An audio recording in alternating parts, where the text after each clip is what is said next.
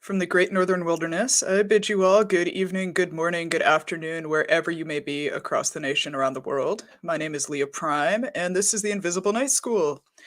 We're starting off our first show of 2023 with a retrospective on 2022, the events, people, places, and topics that captured our attention. It's so great to see folks week after week in the audience, and tonight we're actually going to be doing an open panel as well. So if you'd like to hop on and share your thoughts or join the conversation, I'll be sharing out the StreamYard link. Just click on it. Use your YouTube handle or your first name to join, and I will get you added to the stream so you can contribute with any of your thoughts or discussion points. I would like just to take a moment to remind all of you that the Invisible Night School is not a democracy. We're a benevolent dictatorship. So if you're a jerk, and you will be denied tenure, and I will kick you off the stream. So everyone, be on your best behavior. And let me welcome on my wonderful co-hosts here. I have Campbell, Lewis, and Nick. Hey, how's it going? Gentlemen, Happy New Year. Happy New Year. Hey, did that disclaimer apply to us too? Are you monitoring my behavior? Yeah, who's the dictator? No, you guys can say whatever you want. I believe in non-hierarchical power structures, so you guys can say whatever you want. We're not a monolith, but I am not responsible for blowback from whatever any of you people may say.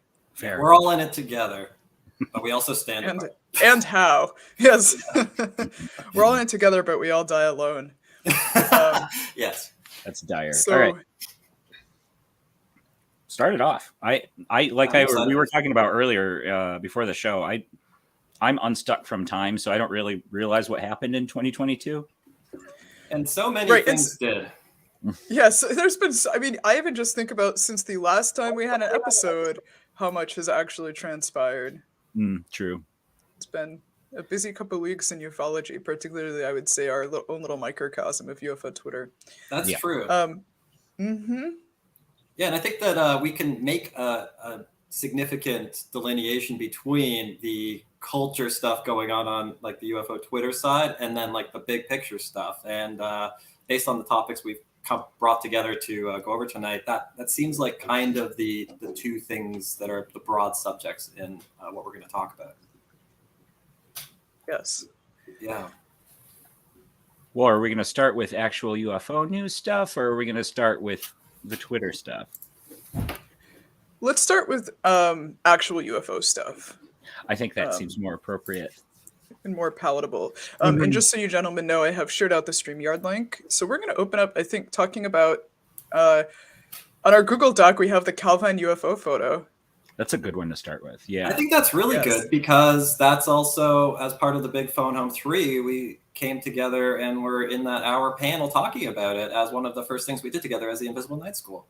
That's true. Now, correct me if I'm wrong. Nick Pope, who was heavily involved with this whole Calvine story, and kind of he was the impetus of it. That's how anyone even knows that there was a missing photo or photos. He still hasn't made a comment on this, right? Like to this date? I'm not aware of him making any comments. I don't think so. Someone in the chat chime in if I'm wrong, but I'm like 99% sure he still will not comment on this. However, I noticed during the time that it was floating around, and then it was being talked about, he kept posting that recreation and talking about the mountains and the landscape in the photo, which is clearly missing from that newly released photo. So it makes me wonder if he's like kind of subvocally saying that, like, no, this isn't it. I mean, to me, that photo isn't, I don't necessarily think it's very significant.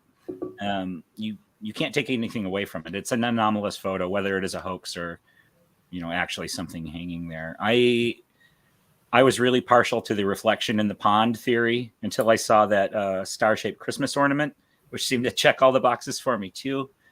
So that's where I'm at with it. Like, what can you draw from that, really? I know a lot of people went out to the location, were trying to find the exact shot it was, or the exact position that the photo was shot and stuff like that. I don't know if there ever came to any agreement on that, but like, what can you even take away anything from a single photo? No, certainly not. But it was a really interesting photo, because when I first started reading about UFO stuff, trying to figure out what was going on, the Calvine photo saga did come up, and I was pretty excited when I heard that it came out, just to sort of see from a historical perspective what all the fuss was about, why Nick Pope had pushed this whole side of things so much. Just in terms of Nick Pope, he worked at the UK Ministry of Defence's UFO desk, which was the public-facing desk for the Ministry of Defense, where they would collect the reports and send them around inside the government. When he quit there, he then moved into writing books about being a UFO investigator. There's no evidence of that. He infamously called himself the Fox Mulder of like the Ministry of Defense or whatever. He made a lot of claims. And now he's sort of just this long-term figure in the UFO community who is certainly, I would say, on the non-human intelligence side of things. But he also is a little bit slippery with his views. He doesn't like to get locked down. Yeah, No. That's accurate. Now, you mentioned that it hasn't been proven that he investigated these cases. I've heard some contention about his even his role in the MOD. I heard that he may have just been a desk clerk. Effectively, that's correct. Yes. Okay. I haven't I didn't dive into. Fox Mulder was in the basement with all the file folders, so Sure. perhaps the comparison is more apt than we're willing to give credit right now. Yeah. No. It would be a literal, real Fox Mulder, Yes. and that sucks. So what was what was kind of like the outline of his story, right? He while he was working in this desk job, this UFO desk, he claimed that some of the guys had the photo of this Calvine UFO. He claimed the office manager had a poster of it on the wall of the office. Yeah. And then it got mysteriously taken down, right? Yeah. Which adds some mystique to the story, of course, but like still isn't painting a full enough picture to like take anything away from this story, right? Yeah. Absolutely. We also have a comment here from Spooky that Pope claimed to have investigated crop circles, though the MOD said this never happened. That's what they would say, though, isn't it? Of course, right. They would never admit to this stuff. I'm kidding. But yeah, that's interesting. I was going to say, so I have waiting backstage one of my friends, Luke. I was interviewed on his podcast yesterday, and he is very normie and doesn't know anything about UFOs. So I want to bring him on because I want to play a quote-unquote game where I say to him, do you know what the Calvine UFO photo is? He gets to verify how much of this actually gets into like normie discourse and how much we all just sound like schizo crazy people on the internet. All right, so Luke, welcome to the Invisible Night School. It's so good to have you here, dude. Hi, everybody. It's nice to be Hello. here. So behind the stage, I could hear the question, do I know what the Calvine photo is? And no, I have no idea. There we go, folks. Normal people don't care about this stuff. Right. Wait, Well, I mean, wait. as soon as I you want to do mentioned it, I another was one. hoping that there would be a link that was put in the live stream. Oh, you know what? I can grab a picture of it. But That would be I was great. gonna ask Luke as well. Luke, if I say the name Lou Elizondo, do you have any idea who that is? That does ring a faint bell. I It's a don't know who faint he bell. is, but it rings a faint bell. I mean, I've seen enough, documentaries and things over the years. That it rings a faint bell, but I don't know who you're talking about. Okay. Have you picked up anything in U.S. news cycles about UFOs over the past couple of years? I mean, I saw the tic-tac-toe disclosure that happened a few years back. Nice. What do you think about it? And what do I? Well, okay, so I talked with Leah about this just the other night, or just yesterday when we were talking for our interview. I have two friends that have seen that phenomena with their own. Well, one saw that with his own eyes while he was like out on a sailing ship in the Atlantic, like late at night, and then another one when he was serving in Afghanistan saw that same kind of pattern of lights while he was like looking at the night sky through IR goggles. That's pretty cool. Yeah, so I know a couple of people that have seen the phenomena, or at least have told me that they've seen the phenomena themselves. Mm-hmm. Yeah, I think everybody at least knows someone who's seen a UFO probably at this point. Right. I grew up on the Gulf Coast of Alabama, and back when I was a kid in like the late 80s, early 90s, the lights from Destin, Florida, and Gulfport, Mississippi, like I can remember as a kid like looking out and like seeing lights that were like shifting at weird angles and like darting around and stuff like that as well, which may have been military craft, I don't know, but at the time we're like, ooh, is that aliens? Who knows? Yeah. Well, I'm jealous. I haven't had any kind of experience like that. Yeah, I also want to say, I want to call out Steve's brilliant comment here. I'm so jealous of this man's ignorance to this topic. It's true. UFOs are like brainworms. Well, that was a good point too, like that so many people have seen the phenomenon, and the Calvine photo is a good example of how maybe there is more than one thing people are talking about. Because Leah, would you be able to pull up like a photo and share your screen? Because I would love to see Luke's reaction to this, and like it's like of course the phenomenon is so different. I just uploaded it, so I'm gonna share it on the screen. One sec. This is like advanced StreamYard stuff. There we go. So this is the Calvine UFO photo. Wow. Oh, Okay, that's the recreation. This is the digital recreation. Oh, this is the recreation? Oh my God, look at me. I'm promulgating fake news on my own podcast. You'll notice the landscape in it. The one you're looking for is like in a void. We'll leave. This is the fake That's one. actually useful. That's the one that Nick Pope like commissioned based on his memory. Oh, I see. Yeah. Okay. Well, it makes sense. I pulled this off of nickpope.net, his blog. Beautiful. Yes. I will say one thing too about UFO phenomena videos and things. There was, I don't remember what year it was, but like 10 years back or less, there was a time when somewhere on the internet, I came across this really cool video of what looked like a UFO through like the window of an airplane. And I shared it on Reddit or something. And one of the first comments was like, holy crap, this might be the most convincing footage I've ever seen, and it made me feel kind of weird, so I pulled it down and I lost the link. Did it look like a classic disc kind of floating? No, it was like a night sky thing. So it was just like it was a light. It was like an optical light effect. I don't remember exactly what I saw, but it was there was something about it that was pretty compelling, and whoever saw it was like, wow, that looks like really legit. Were you visited by any men in black afterwards?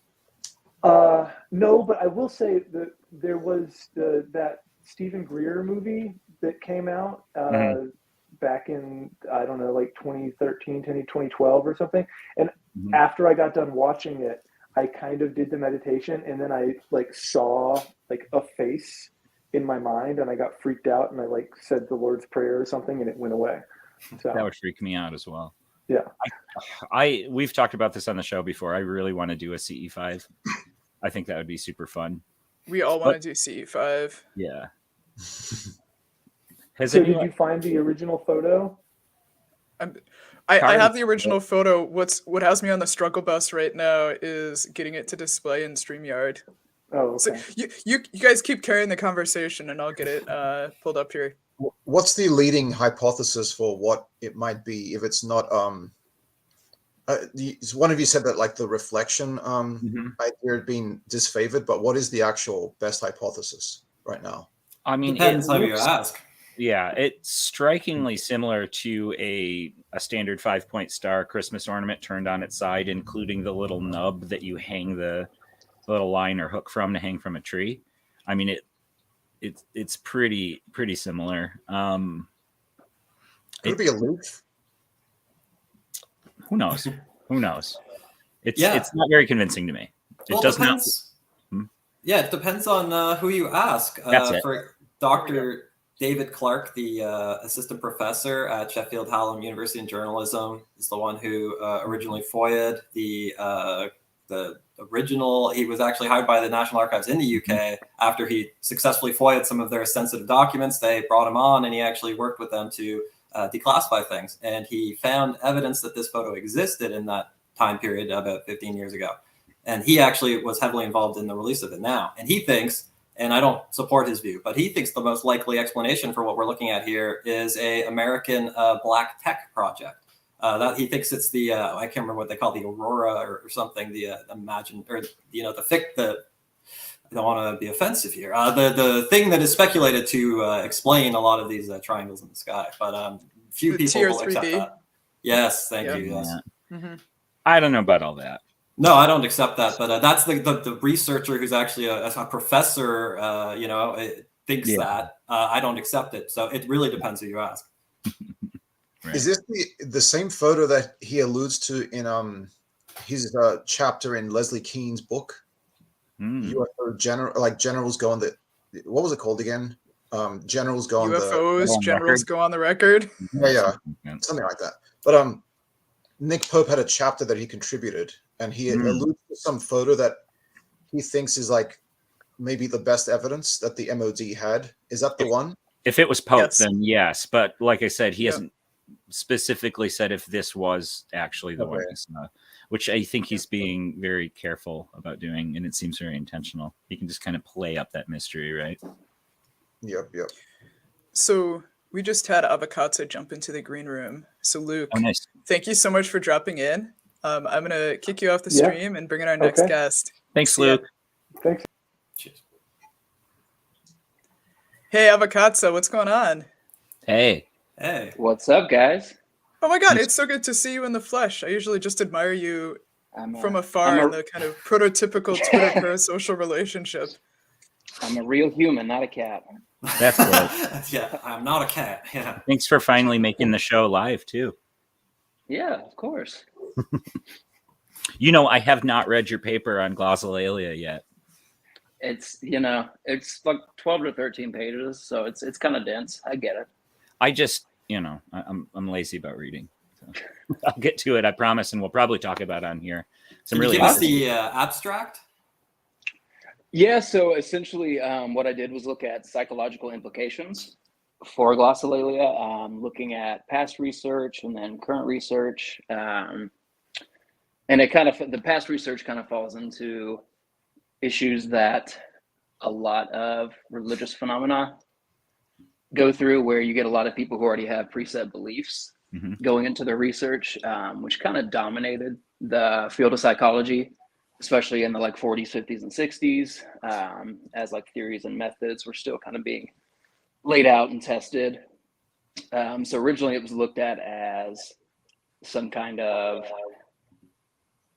what's the word I'm looking for here?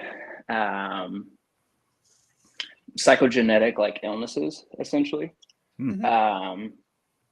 It was looked at as could potentially be schizophrenia, hysteria, a lot of things like that. And then it eventually moved into more behavioral and personality disorder issues.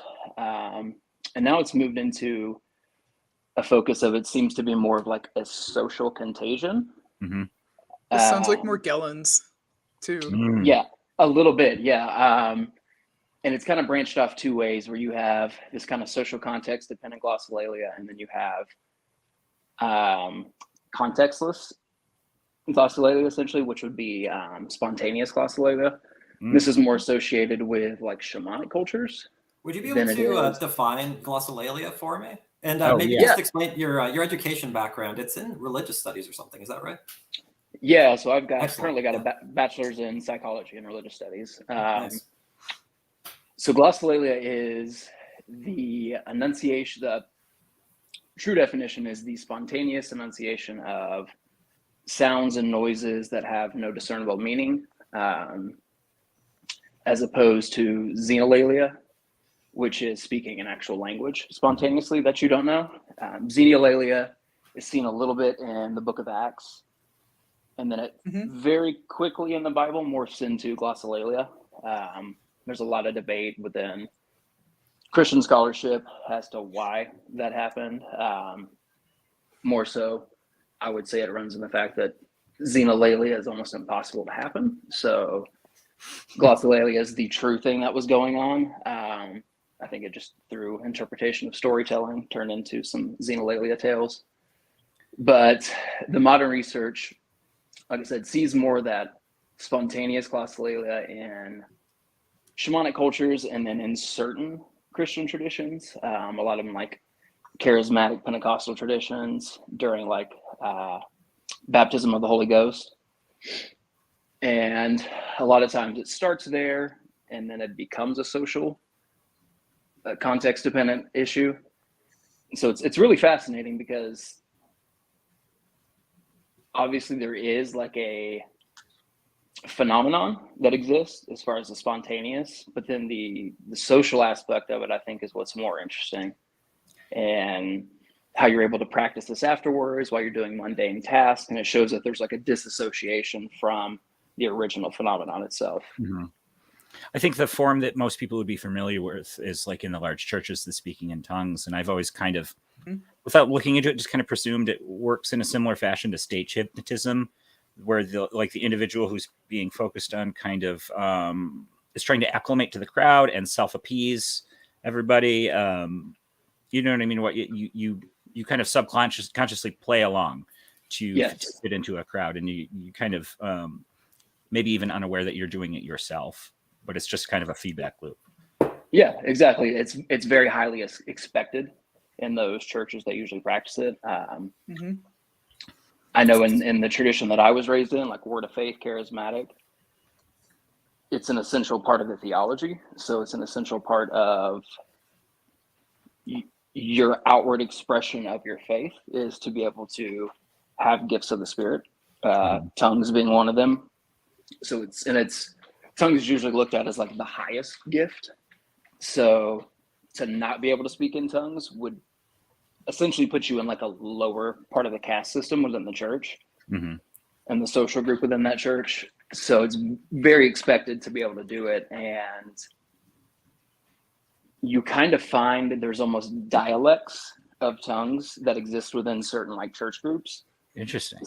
So if you go to like one church, you'll notice that they all kind of use the same like syllables and the same consonant spaces and stuff like that.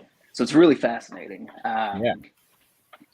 Something that we've locked in on a lot here, as you certainly know, is this circumstance of observation versus interpretation of the observation, and how important the interpretation is to accepting whether the observation occurred, which doesn't make sense, obviously, but that's just seemingly the way the human brain works. So it's neat that you have a sort of a specialization in this, and your focus historically has been religious studies.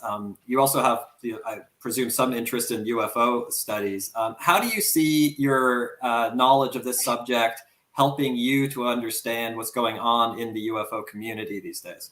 It's a good question. Belief is a big part of it. Growing up in like a fundamentalist Christian church like I did, and falling out of that, and experiencing kind of the trauma that goes along with having your entire worldview and narrative creation mechanism to just be ripped out from under you. And how for most people, they will do everything in their power to fight that, to not let that belief system crumble. And so when presented with contrary information that contradicts their belief system, they usually resort in anger and denial. And so that's kind of what brought me to the UFO topic at hand. I mean, I've always kind of been interested in space and the idea of extraterrestrials. And then the whole 2017 flap, I kind of saw the New York Times article and was like, this is kind of interesting. So started following it, got onto UFO Twitter probably about 2019 or 2020 when they released the report, and quickly saw through, Elizondo's stuff. He reminded me a lot of religious leaders that I was around, just a lot of the same vernacular he used. And so then I got very fascinated in watching what happened within that space. After people kind of started attacking Lou and started attacking the whole narrative, that's where I got interested in how is people's belief systems going to uphold here? How are they going to fight this? And so that's kind of what I've been watching from afar. I was going to ask you what your thoughts are and how this community is or represents like an emergent contemporary religion. I would say that it is its own religion. I would say UFO Twitter itself is its own independent religion, kind of existed within this grouping of UFO related religions. There seemed to be such a quick hierarchy built in personalities and leaders, and such a quick establishing of beliefs in a mythos and a cultus and all these things that kind of essentialize what a new religious movement is. I kind of just seeing all the boxes just slowly get checked off as kind of the attacks rolled in, it solidified itself as a religion. So you think the attacks themselves are kind of an integral part of forming that religion, solidifying it? Yeah, it gave religious groups usually thrive, especially cults, new religious movements, thrive off of tension with greater society. Yeah. That's kind of what bonds them together. The higher the tension, the higher the cohesion within that group.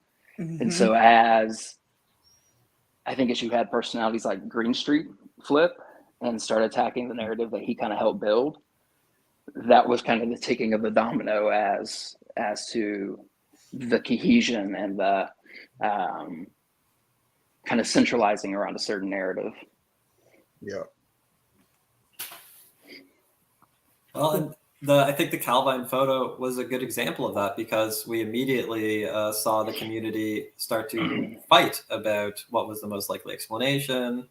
And it's just a synopsis of the whole thing in a nutshell, right? That everybody, like, even within the community, can't agree on what it is that they believe in. So it's like, what's holding this community together? And it does make sense to me that some degree of that is the external tension pushing all of these sort of divergent beliefs together into this nucleus that we're sort of talking about. Yeah. Yep. Excellent. Cool. Well, Avocado, thank you so much for dropping by tonight. We're delighted that you were able to make a live show. Anytime, we'd love to have you on just as a guest too, especially to do a show on, the intersection between religion and ufology. Yeah, absolutely. And anytime you guys get a topic that's kind of relevant, let me know and I'll try to make it on. Sweet. Awesome. All right. Take care, man. See ya. Thanks, guys. Is there anybody else up on deck, or do we want to start rolling through the year some more? No, let's keep rolling through because we're already at the bottom of the hour. So there, we have this kind of scattershot of different events. We had the Brazilian UFO hearings. I don't know too much about that. I don't think anything was ever actually translated or transcribed into English, but it was basically, I think, a 75th anniversary after the quote unquote Night of the UFOs in Brazil. And it prompted, I use the term hearings, but it was more, I think, a opportunity for like the septuagenarians and octogenarians who saw any of this to kind of talk about it and share it. And they just made kind of social and cultural space. I think in the US, right, because we're watching everything unfold on our side, I think people tended to transpose what's going on here into Brazil. But the reality is it just seems kind of like a commemorative, kind of goofy cultural thing rather than an actual inquiry. Interesting. Yeah, I didn't really follow it when it came out. I think it just popped up and passed like all the probably all the other things on the list did too, but yes, it's kind of stuck around for about a week and then we all moved on, right? And it's like a lot of things on this where there isn't a ton of substance, or the substance that is there that could be very interesting from a particular lens is made into something it's not by the way it's described. So like it's like on Reddit, somebody will post to be like, oh, Brazilian hearings, witness says they see alien or whatever. So it's like, oh, this came out in a hearing. And then you look it up and it, as Leah said, it's somebody sort of like just speaking in front of their Congress. And that's a valid activity, but it does cause that disconnect when you see that it's being falsely represented to push a narrative. What else happened? Well, that reminds me of the MUFON thing too, because it's kind of similar where it's like a false representation with the story from the Sun in I think it was April, right? And they got a pile of documents that they FOIA'd from the U.S. government, and within that pile of documents, there was a MUFON report. And then the Sun newspaper ran with the contents of the MUFON report as though it was a U.S. government document report. Yeah, Tucker Carlson covered this as well. UFOs harming individuals by their proximity, like people coming away from close encounters with otherworldly craft being injured, was kind of the spin on this, right? That was kind of the headline about this. But when you go through and look at a lot of those documents, these cases were pulled from, like you said, MUFON Studies, the National Enquirer, like all sorts of different sources. In not one of these was there like a causal link determined between whatever this person's experience was and any type of medical issues they had, right? That was kind of the crux of the entire thing. Is that correct? Am I remembering the same event? Yeah, I believe the medical thing was what they ran with, and that's what led to a lot of these interviews with people like Gary Nolan, who was going out and talking about how he speculates that what seems to be brain damage is maybe actually a change from like genetics, and that some people have a receiver in their head to pick up signals from the universal inherent intelligence or whatever. So the problematic things coming out of that. Louise, like you've really like focused in on these sort of claims that are close to historically problematic philosophies, kind of like eugenics almost, when a doctor of like biology is saying that he thinks that some people have a genetic predisposition to speak to the universal intelligence. Would that not be a superior type of homo superior, like it's problematic? Yeah, I think so. I mean, it would be one thing if they could really provide evidence for what they're saying. But yeah, it's just claims, yeah. It was like, look at my credentials. This is interesting. We don't know what all of DNA does, as if that's something mysterious. And they try to weave these stories, but ultimately, what is it based on, right? And also the other interesting thing is like, how does it, or why does it gain traction in the absence of evidence? And what demographic is most receptive to that? So that's also problematic. Like, do you have thoughts on that? I haven't seen any analysis of it, but it seems like anecdotally, the same demographic that is given to Skinwalker Ranch, rural, white, conservative. I was going to say the same demographic that watches things like Fox News. Yeah. Which is itself a carrier of a lot of pseudoscientific stuff, and also Tucker Carlson also makes a big hay about UFOs these days as well. Mm-hmm. Interesting. For reasons which are probably to do with what Colavito has alluded to. Jason Colavito has written about sort of the right-wing grifting of UFOs, including on Fox, as a way of kind of saying that the government is not looking after us, like that there are things in the sky and the government just sort of letting it happen, which is like an analog of illegal immigrants are coming in and we're not letting them, well, we're not doing anything about it. It's always like a threat narrative. Right. The criminal illegal aliens. Yeah. As they rebranded them. That's like George Orwell style stuff. The language does matter. Yeah. But that's a really interesting connection there. So we have Tulisma waiting in the green room, also known as the Earth, one of our very regular audience members. I'm going to bring her right on stream. Hey, welcome to Invisible Night School. Hello. Hello, can you hear me? Yes. We can. Okay, and you're not getting any feedback or anything? No rattles? You sound great. Yeah. Okay, cool. I always sound great. Thanks for joining us. Yeah, and could you just let everybody know, like you have a new podcast that you're launching, right? Could you talk about that a little bit? Yeah, it's called The Earth. That's also my channel name. I know that causes some confusion. I'm not actually the Earth. Well, I mean, technically, we all are the Earth, I guess. And yeah, it's a podcast that it's basically it's an act of anthropomancy. So it's divination and of communicating with humans to kind of create to reinforce the enchantment that exists in the world. Brian Estes was on a few weeks ago. Is that his name? Am I getting the name right? Senties. Oh, Senties on our Brian Senties. Yeah. Transposing letters there, but he was talking about poesis, I believe, or someone in the chat was, and it's kind of like that. So it's basically it's a performance of magic in the form of internet content, and I'm co-opting internet content to basically re-enchant the world, to recreate, resummon the realm of fiery in the world today, and to end the human delusion of disenchantment. And I'm doing that through science communication. I'm communicating about science, but specifically the science of the paranormal. Interesting. Very cool. Is this available now? Yeah, absolutely. Sweet. You can go to YouTube. I haven't actually uploaded the latest episode to YouTube, but I also have.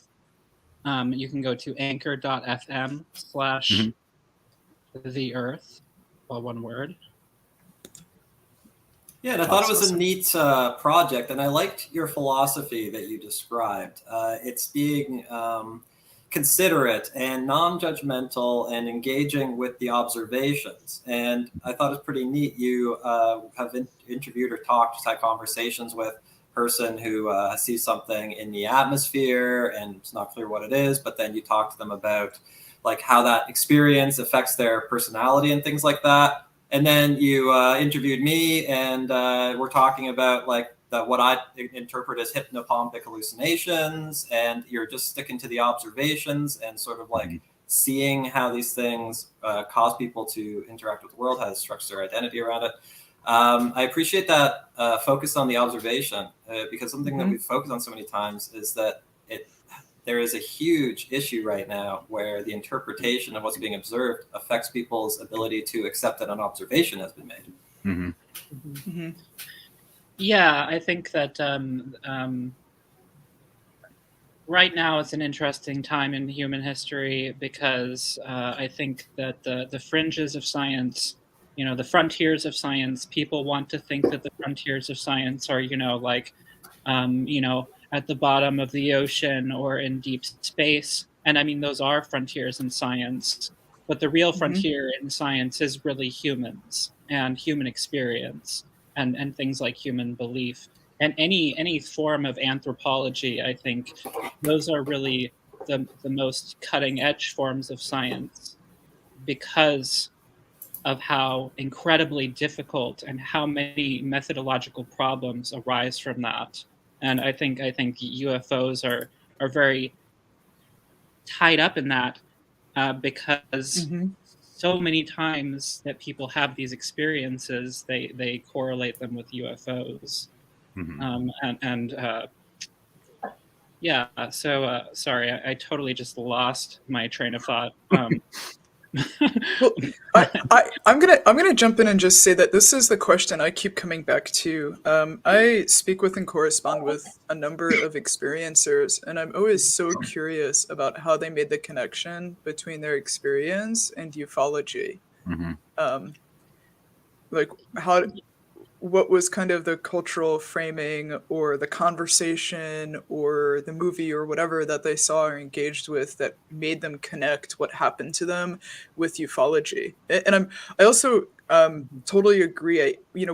Nick has brought the point up frequently about how the technology that people report around UFOs is only slightly ahead of the technology that we currently have, right? So airships, flying saucers, Mhm. sort of, and on and on. And I think increasingly, as we see the popular conversations in this subject start to orient more around questions of consciousness and psi, like that speaks to Lisma exactly like what you said about um, the human mind being kind of this, or the human experience being this kind of frontier for science and study and exploration now, beyond than or further beyond than what we see in just the material exploration of our world and even our oceans. Yeah, and I do also, on the other hand, though, I do think that the physical study of UAP and the physical study of preternatural phenomena is very important. And for me, I feel that I was really influenced by Jenny Randalls, who she was the head of the British UFO research agency for a really long time. She published a Mhm. lot of very popular paperbacks. Um, and she had both like experiences that she would regard as apparitional or hallucinatory, and she also had experiences that she described as physical phenomena as UAP. And she felt that Hmm. that one could, with enough information, distinguish between those, but she also thought that there might be a third category of experience, that subjectivity and objectivity actually occur along a spectrum, right? So that it's Hmm. there. Nothing is purely objective. Nothing is purely subjective. We have these models being created in our minds, and also collective models and things like that. And so I think that there's a possibility that there are very truly exotic phenomena in Earth's atmosphere, Hmm. and but also that there could be systems in nature, in the ecosystem, in microbiomes and things like that, interacting with the human body that we don't know about. Hmm. That's That's interesting. that's Bernardo Kastrup's framing as well. This sort of objectivity versus subjectivity being a spectrum. I mean, when Sentis was on, he talked a lot about philology and how language and historical reporting differs from how we do it now, right? How Mhm. we kind of draw clear demarcations between fact and fiction in 2022, but this was not the standard convention for most of human history. Right. Yeah, and I brought this up in the comments before. Of in anthropology, there are these two major broad methodological approaches, not specific methods, but just very broad approaches. One being emic, and the other being etic. And I always confuse these because they're only one letter apart. But basically, emic, I believe, is the one that it's basically you're studying from the inside of a culture, and the etic, Mhm. you're studying from the outside of the culture, basically. Neither of these is purely objective or subjective, but in order to understand a person's experience, one also has to understand, like, what are the internal workings, the internal symbologies of that person's life. As you know, and also having that outsider perspective is also really important as well. I was going somewhere with that, and I totally just lost it. Well, maybe this is a good time to move on to the next one then, since we're running out of time. All right. Well, Sure. thank you for having me on. I'm sorry. Of course. No, this was our pleasure. Do you want to plug your show once more? Yes, please. Yeah, it's called The Earth. You can find it at anchor.fm/The Earth. And it's available on a ton of different podcast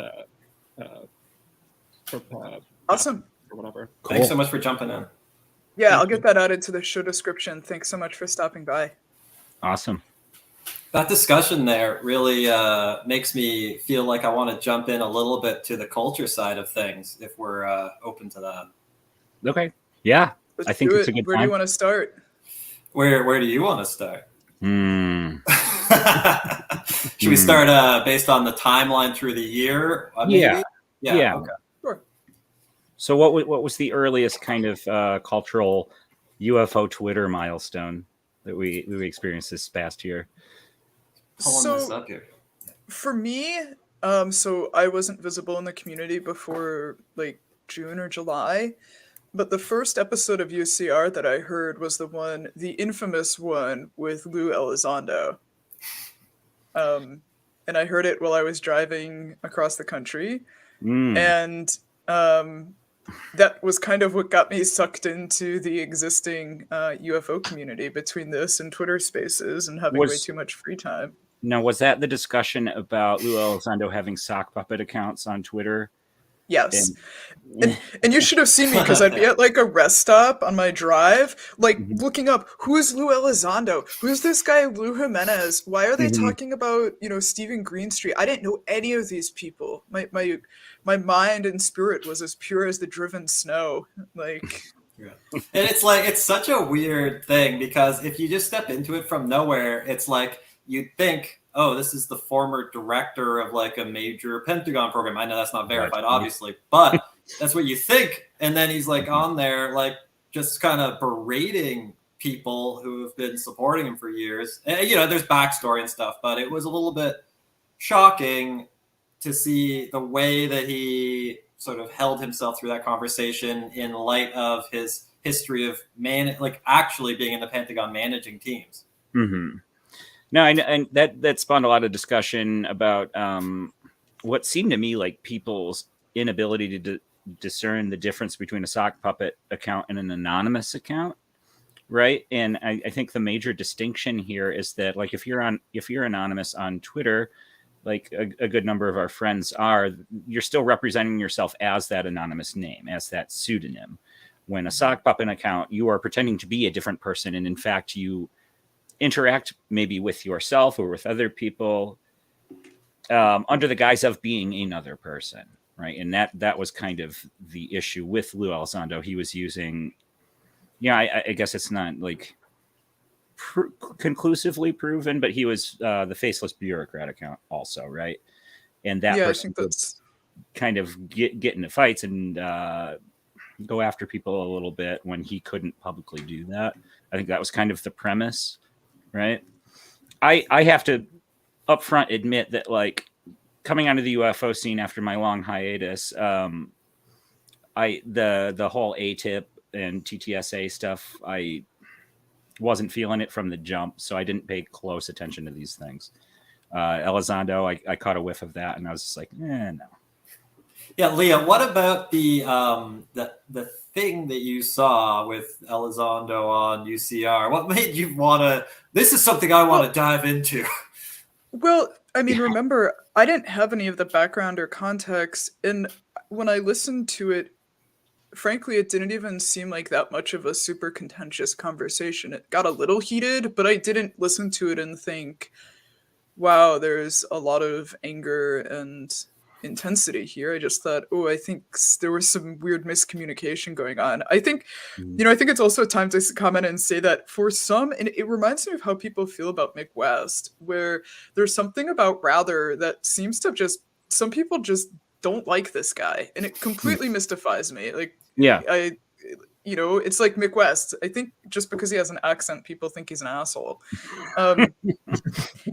And I can remember listening shortly thereafter to the interview with like John Ramirez, and also got super contentious over some question that to me at the time didn't seem like a particularly big deal. So I did hear this UCR conversation with Elizondo, and really what it did was it made me spend a lot of time reading about who these people actually were. Like, who was Lou Elizondo? What was his involvement in this subject? And then having to wade through some of the UCR backlog to start piecing together kind of the broader narrative that was behind that particular episode. Right. And that, of course, almost led directly into what you guys were calling Comagate on our spreadsheet, right? And this was the revelation that Elizondo was communicating with certain content creators, passing around a list of people not to be involved with, and there was some confusion over there was the term Felon 5. Now, and there was some confusion over whether that regarded 5 separate people or that was a nickname for a specific person, right? An adjectival description for one person, or a like categorical designation for 5 discrete people. I think regardless of that, spreading lists around is a little strange to me. My 2 cents. I'm not really sure what being a felon is supposed to mean either. Right? That's negative, I suppose. Yeah. Well, you know, the whole thing is so strange. We have somebody, Lou Elizondo, who we know worked in the Pentagon. We don't know exactly what he did. He claims he was the director of the Advanced Aerospace Threat Identification Program. The available reporting on the subject suggests that was terminated before he took it over. There's contention around whether that actually happened or not. And then he's coming on to these shows, and then it's verified that he confirms that he's still working for the government under contract. And then he confirms on the show that he's using sock puppets to influence the community's conversations. And then he's also acknowledging that he's also sending around lists of things to his content creators about who to talk to and not. And it's like, he's doing it in such a strange way where it's like in your face, but then it's like, none of I don't get it. That's the thing. It's so strange. It doesn't seem like if he was the director of this major program and stuff, the behaviors don't really mesh for me. Someone who behaves in that way, in my opinion, is not someone to trust. Well, that's certainly true. Yeah. Well, I mean, sorry. This goes back to what I harp on constantly, which is a willingness to have hard conversations. And the way you build trust or create high trust relationships, both professionally, personally, romantically, etc., is to be willing to, in good faith, engage in difficult conversations and ask and answer difficult conversations, basically by assuming best intentions from another party, right? Like when I see someone who constantly harps on how everyone else is an asshole, all it makes me think is that person's an asshole, right? And like similarly, whenever I see people refuse to answer questions or behave disingenuously or dishonestly, it makes me think that they have a chip in their shoulder and assume everybody else is as much of a grifter or dishonest person as they are. It's projection all the way down, man. Right. So that was Comagate. And does anybody remember the timing of that? Yes. It was like the end of May. Man, I guess this was a long year. Okay. And that means an that immensely long year. And that kind of ties in timeline-wise with the whole Elizondo with his investigator general report and all of that the IG stuff. report, yeah. Yes. And so I think the first time I heard about his IG report was I want to say it was a debrief article by Macmillan about Reed and how he was fired from his position. And the article, I want to say, implied that the IG complaint had some responsibility in removing him from his position, as well as claims of sexual harassment. Now, as we sit today, I know that what is it, Gary Reed? Yeah. Gary Reed is in a different position. I don't have any further information from that. He was not fired, it sounds like. Removed might be the right word, or transferred might be the right word, or like he's like easing into retirement. And as far as I know, that IG complaint is not resolved. Otherwise, it would be foilable, correct? I don't know, honestly. Like, if I remember correctly, I thought that like don't a couple journalists actually have a full version of it, or is it only the submission that they have? They don't actually have the resolution. The full version was leaked by Green Street on one of his Basement Office episodes, because he made reference to it in that video, and a number of us, I think I included, said you need to cite your sources, primarily because I wanted to read it myself. Yeah. And then I think about a week later after uploading it, he updated the sources in that video, and it was on there. Nice. So I believe it was leaked directly by Green Street. And he claims that it was given to him by Elizondo's management, I suppose. That was a little unclear about the exact person who gave it to him. And there's a little bit of a kerfuffle about that. People were really upset that he released that, thinking that maybe he wasn't supposed to, especially because if it's an ongoing investigation, you know, that could be sensitive material. But yeah, it's out there. I have a copy. I can just send it to you. I think I'm okay for doing that. You know who I think knows a bit more about this? I may be wrong. Is Steve Long, who's in the chat right now. He is in the chat. And I'm also going to jump in and say I'm sharing out the StreamYard link periodically in there. So if anyone wants to jump on the stream, we'd love to have you. You'll land in the green room and then I'll get you added. Steve, I would love it if you could come in here and either tell me I'm wrong and you don't know anything about that, or fill in some of the gaps here. No, he's not going to do it, is he? Oh, he's going to be on in February, though. So we'll get a chance to talk shop with him. Yeah, well, he had a great conversation with Jeff recently. Yeah, that's right. So did you, Nick, by the way. Your conversation on Strange Recon was really great. Yeah, that was really good. I don't remember what we talked about. You started it with sunglasses on, you remember that? Oh, yes. Yeah, that was good. And then I'm actually going to be on tomorrow at 10 a.m. Oh, cool. And then Leah, you're on. I'm on next Friday. On next Friday. Nice. Okay. Yeah, next Friday, Friday the 13th. Oh, very nice. Why does he go on so early, though? Man. He's the morning-ish, whatever, UFO show or whatever. I guess he's the only one doing it in the morning, right? Yeah, and then you can hit the Europe crowd, I guess, because they're 5 or that's Central smart. is 6 hours. Oh yeah, that's ahead. right in the middle of the afternoon for him. I know Simon true. appreciates that, so that's good. Mm-hmm. Mm-hmm. Yeah, no, he's been having really good combos over there, Jeff. Yeah. Mm-hmm. Yeah, his spaces have been really fun too. I popped into one just before Jeopardy earlier today. I think people were talking. Campbell, were you in there? They were talking about 5G.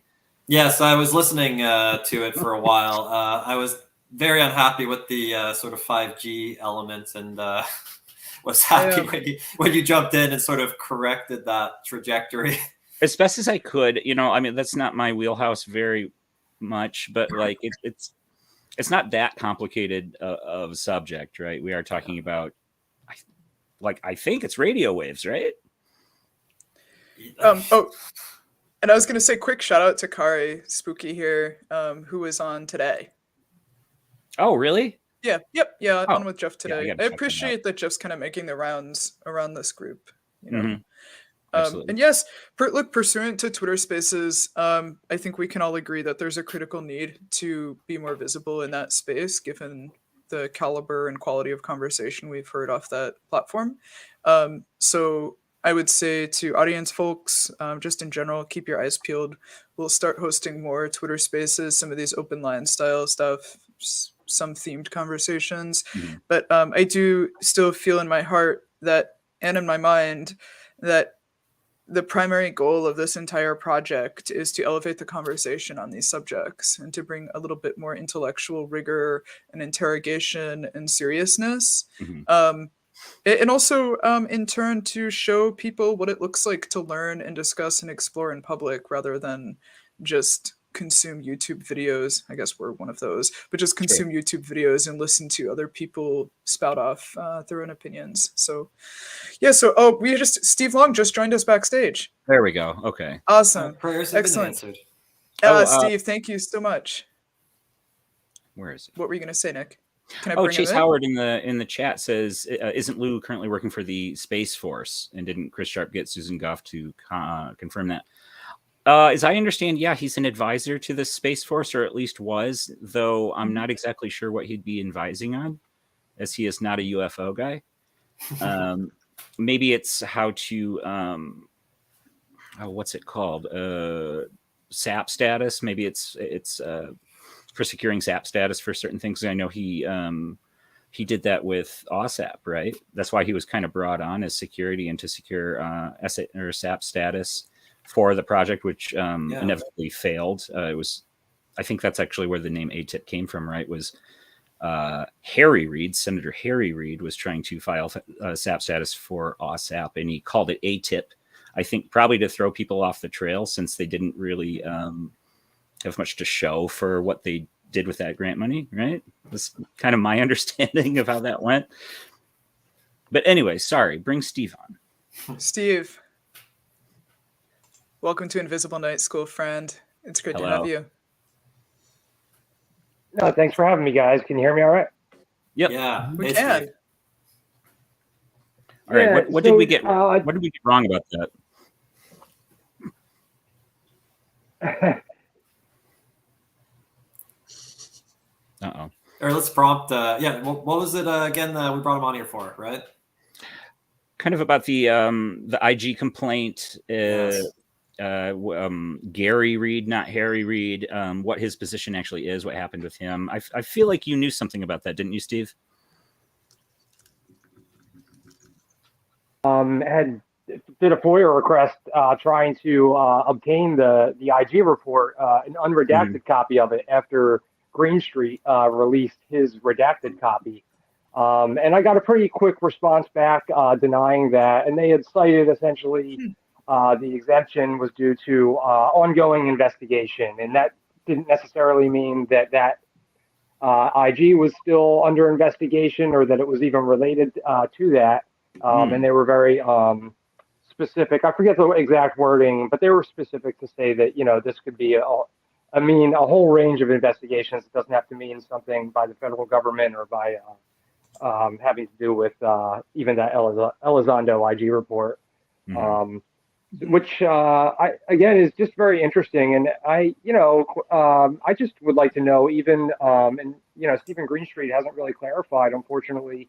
But when he released the IG report, really just in the liner notes of his YouTube video, which was very cool, but he had redacted it. And, I'd like to know even just the redactions, what constituted them and who made the decisions. Was it was it directed by, the New York Post? Did Greenstreet kind of do it on his own? Was it directed by whoever he got the documents from or by the government? Just a lot of valid questions I think still remain. But it's interesting, I guess, that it's still out there and still we can't get an unredacted copy. One of the things that I thought was most interesting about the Gary Reid situation that you were talking about is that in April of this year when that story broke, it was very big, and right away anybody who brought any type of scrutiny up or questioned the article stating that he was fired from his responsibilities within the U.S. government. And, that's a quote right there. Right. Anybody that questioned that, because this was based upon just anonymous sources, was quickly rebuffed. And people very quickly went to get comments from official spokespeople at the U.S. government and at the Pentagon. And they were not lining up with what we were being told by, say, Tim McMillan at the Debrief or Chris Sharp over at the Liberation Times. And it turned out that Gary Reid was not fired. He was, transferred to a different department. And in fact, he was transferred after that article had come out, it turns out. So there's just a lot of questions that remain with that as well, and really what impact the article may have played in what ended up happening even. Right. But thanks for letting me say my piece. Yeah. Great. Thanks for coming on and clarifying a bit. Yeah, Steve, I always really appreciate your perspective. You know, you engage with the subject just with genuine interest. You also maintain a critical eye. Everybody, Steve Long, UAP or SAP on Twitter, I heavily recommend following him. Awesome. Absolutely. Yeah, Steve, Thanks thank you so much, much. guys. I'm gonna, of course, see you, friend. And then we also have B in the chat, or in the green room. So B, her and I have chatted a whole lot on Discord. Whoops, B, I hit the wrong button. I think I accidentally kicked her out. Whoa. But B, if you want to come jump back on, I'll get you added to the stream. I saw what you were typing, particularly about sort of experiences throughout history and how they show up in the Bible. And I think, that would be something that all of us would love to chat about. Oh, cool. All right, she just joined again. Okay, cool. Let me get her added to the stream. Here we go. Hey, B, how are you? Hi, guys. Good evening. How are you guys? How's the new year treating you? I know I haven't seen you since at least last year. I know you and I haven't talked in a few weeks, and I was going to say, I don't even know if you've ever watched. Have you done one of our streams before? No. I generally just make little funny comments in the section sometimes. Well, welcome. Cool. I love some of the So talks what's on that your you guys mind? have. Just some of the talks that you guys have going, and the different ways that we're brushing back into the way that people's belief is affecting both the understanding and the research into the phenomenon. And I would like to propose, now as a total layman, like you guys blow my mind with how smart you guys are. I can't keep up like some of this stuff. I'm like, we're all also laymen. Don't worry. I we just play nerds on the internet. Yeah. So but I try to find the actual studies and the language to be able to bridge the divide, right?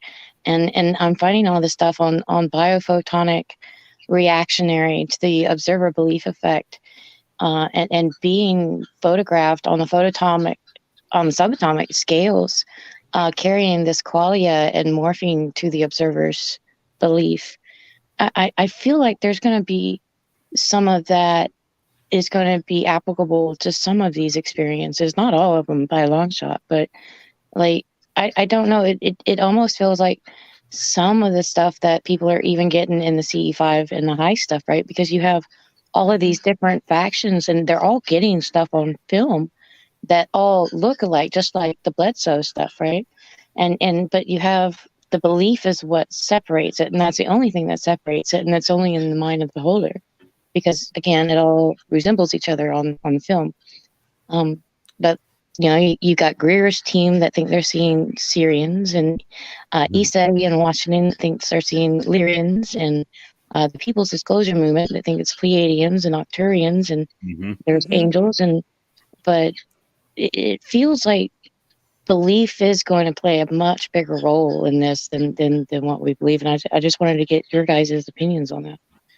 Yeah. So first of all, B, you and I have had some great conversations on this, and you've been so generous in sharing. I think it was Dr. Joseph Burke's blog and papers, and you're touching on something that I bring up pretty frequently, which is this kind of the universality of these experiences, and like you said, how people's belief systems frame and affect their interpretation or sense making associated with them. I certainly don't want to speak for you, but I'm always struck by how similar these experiences are across different cultures and histories and religions and frameworks.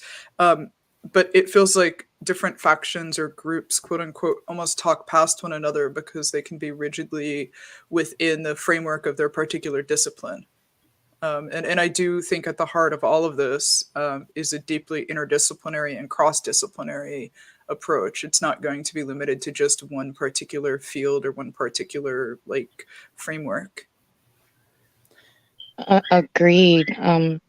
Can I make a funny little comment? Buddha and Moses and Ezekiel were all doing the same thing. Could be wrong, right? They were all doing heists. But going back into the original descriptions of both, the Ezekiel will and Shiva, their original transcriptions and descriptions are much more similar than the the translated ones are, right? And it feels like it's just the same thing the world over, just translated differently in the eyes of the beholder. Right. I mean, this is kind of the same way cultures work too, right? We all have kind of that cultural filter that we see things through, and people on the other side of other parts of the world see it through a different kind of lens also. When you talk about Ezekiel and the wheel, growing up, I wasn't very religious, so I know only a little bit. Was that story reporting a sighting, or was that more of a was that a vision, or was that just more of a text to kind of communicate something, communicate a concept, or was it a vision or a dream? You know, what are the specifics of the Ezekiel's wheel story? Do you know? I mean, I'm of course no scholar either, but in the descriptions and in the translations that I've read, it was a real event scene. And the measurements were an extra step of validity in my mind. But then again, I don't know. I haven't studied to see if that was inserted later by another scribe, because we have cognitive dissonance amongst these scribes throughout the generations, reiterating the translations as well. And we do have a historical proof of that happening too. It is really interesting that like humans from the beginning of time have been seeing things in the sky that they don't know, and they do kind of just fit their kind of cultural view on top of it to explain it, since we're all, I think, kind of wired to want instant gratification and answers and stuff. And that's why we like kind of automatically seek out authorities and kind of create authorities where there are none, kind of like what we do in the UFO field now. So yeah, I mean that kind of makes sense if that was like an actual event and not more of a like a parable or anything like that. That's interesting.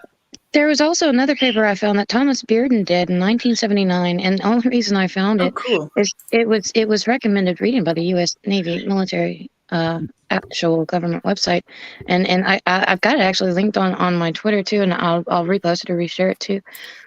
But even back then, they were talking about the physical manifestation of tulpas, based upon a large enough people got together with belief and possible trauma to instigate the thing, right? And then we see in back of all these battles and all these flames of shields and shields of flame and all of it, even the Foo Fighters to me could have been just the air pilots praying for angels, and then that being that manifestation for them. I don't know. You know what this reminds me of is that story about Attila the Hun and Leah II, and how Attila the Hun turned back because he saw Peter and Paul with flaming swords or something in the sky and didn't proceed with the battle. Like whenever I think about these things, I keep falling back to what Terence McKenna said about sort of you like existing in a complex system with different attractors that sort of compel the human trajectory in particular directions. And I always think of that event, right? Or these kind of anomalous events in terms of helping to shape or refactor the human approach to different things. And also that exist sometimes, like this story about Leo II, in ways that we currently now see. I mean, it's effectively an anomalous thing that deeply affected the trajectory of history. Like, we don't really know what was seen or what actually happened, other than it prevented an enormous battle from occurring. So I do think, and I like that you brought up tulpas. Like, I think of egregores as well, like this sort of community spirits or forces or energies that arise when you're in a group practicing in a particular way. And just as a brief aside, like, I spent from Christmas through New Year's at a Zen monastic retreat, and I can tell you very categorically that the energy that you experience, or sort of the experience of deep meditation in an intense group setting, is very, very different than when it's just you. And I kept thinking of tulpas and egregores while I was there, because I was thinking, wow, there's this whole group of all of us concentrating very, very hard on one very specific thing for a sustained period, and how much of, I guess, spiritual or internal practice makes use of these ideas. What's the difference between a tulpa and an egregore? I kind of thought that tulpas were kind of like a misappropriated understanding of. Yeah, tulpas are from like I think it's like a Tibetan occultist thing. I don't think it's specifically yoked to Buddhism, but it's this idea that you can basically, through the mind and through dedicated concentration practices, manifest like a physical other. So would you say that like the kind of UFO schema or folklore is one, or does it have to be something like completely physical and real? No, it doesn't have to be physical and real. It can be just like a community spirit. It's like an egregore in that sense. It doesn't have to be material. It just has to be kind of this, almost like a community spirit that arises from a group of people or a social community. What about things like superstitions and stuff? These kind of cultural habits that kind of are subconscious and go unspoken, but get picked up in cultures and communities. Would you consider that one, or am I still being a little too nebulous? No, you're not being nebulous. I don't know. We're reaching the edge of my knowledge. I don't feel qualified enough to make that comparison, but I understand why you're asking that. Okay. Because they have kind of like a similar vibe. I think that the whole UFO kind of narrative has a similar vibe to that too. You know what I mean? We've all grown up our whole lives thinking, or at least here in the States, you see a weird light in the sky. Oh, I know what that is. That's a flying saucer. That's a UFO, kind of interchangeable words at that point. And we have kind of like a built-in story about them all growing up. They're aliens visiting. They're coming to collect samples and do scientific research or like genetic experiments on us and things like that. Like these are all kind of, no one taught me that, is what I'm saying. I just kind of picked it up by living here and just kind of being in public. So I wonder if you could then say that the whole UFO narrative as pop culture knows it is a tulpa or egregore. Yeah, and I would use the word egregore to describe it. Yeah. I think that what B was touching on there is very significant in terms of there being an important distinction between the kinds of phenomena we're talking about. Some of the phenomena are undoubtedly external physical phenomena occurring like in reality. There are other phenomena occurring like within the mind, and they're all sort of put together these through the lenses. So historically, if you saw, and I talked about this like previous episode, I think, if you see a big collection of luminous objects traveling in unison across the sky in a world where fireball swarms do not exist, you talk to your friends and luminous beings are from the celestial plane. They are divine, because they're divine because they are luminous beings. Right. So they're angels. So is that a physical phenomenon? Are angels physical phenomenon or not? I mean, if the person looking at a fireball swarm said those are angels, is that physical or not? It is, in a sense. In another sense, they're interpreting it through a specific lens. It's not. Yeah. And also just think of how different like the original source recollections of angels are versus what the kind of popular imagination angels are, right? Like angels are kind of flattened into these very pleasant, benevolent creatures. Sometimes they're cherubs, so they're babies and cute. But like if you go back to the Testaments, like they're terrifying. They have like 7 sets of wings and 13 eyes, and they're awesome and tremendous, and like the original Old Testament senses of those words. You've been reading as your Ezekiel. Yes. The living I've been creatures. communing with the ineffable for a lot of hours in the last couple of weeks. So B, thank you so much for dropping in. Thanks. Is there anything you want to plug before? Yeah, definitely. Be not afraid. Right? Yeah. I do have a couple of videos of things that I think could be a by chance similarity of some of the phenomena that they're talking about. But again, I mean, I'm not saying that their interpretation of it is right, but there's something that's just naturally existed here with us for all of time, right? And we just need to figure it out. But you guys are great, and I really appreciate your bravado in figuring it out. So salute. Awesome. Well, thank you. Thank you, B. Take care. Talk to you soon. And just what I just have one paragraph I want to read here for this, so I just wanted to validate what B was saying there in part. This is Goddard Institute for Space Studies astronomer Richard Stuthers wrote the paper Unidentified Flying Objects in Classical Antiquity that was published in the peer-reviewed Classical Journal in 2007. And in that, he presents a compelling argument that what we might call UFOs today, many conventionally explicable phenomena, can be weeded out, leaving a small residue of puzzling reports. These fall neatly into the same categories as modern UFO reports, suggesting that the UFO phenomenon, whatever it may be due to, has not changed much over 2 millennia. Mm-hmm. Interesting. Yeah, I like that. Is there a danger? Sorry, go ahead, Leah. I was just going to draw attention to Vapor Missile's comment here about Tilpos and egregores are complex and fascinating, and as I learn more, it gets clearer why the topic is taboo for our culture. It seems like something I need to look at more, because I have baseline understanding. I think someone else I may have been Vapor Missile in the comments. Like, I basically know them from Twin Peaks and some lore surrounding Slenderman. Mm-hmm. Slenderman. What were you saying, Luis? Yeah, Luis. Oh, something that B was saying actually made me think.